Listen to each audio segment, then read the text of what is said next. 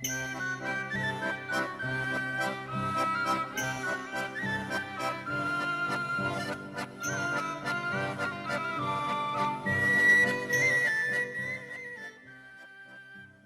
llampit i la rabosa. Hi era una vegada una raboseta que tenia el suyo cado al mig d'un prau. Se apaciaba per allí, buscava garrabons, fruitas y mel que le sabía molt buena. També se juntava amb altres rabosetas i jugaven i jugaven. També caçaven animalets i les feia molt orgull entrar als galliners a menjar-se bella gallina.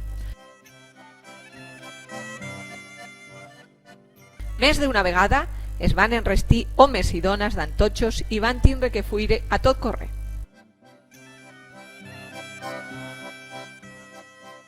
Un dia el cielo se va plenar de boires negres i se va posar tronada amb molta força. La raboseta se va plantar al mig del prau i se va encarar d'en el més gordo dels llampits.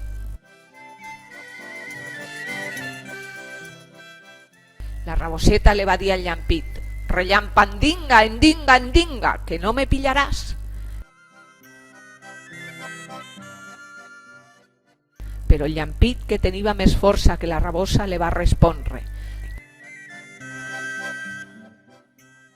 «Rellampandinga, endinga, endinga, que no te pillaré, però la coda te socarraré».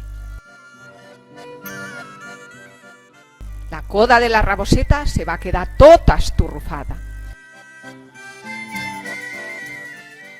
El llampit se va quedar al cielo fent-se'n la risalleta.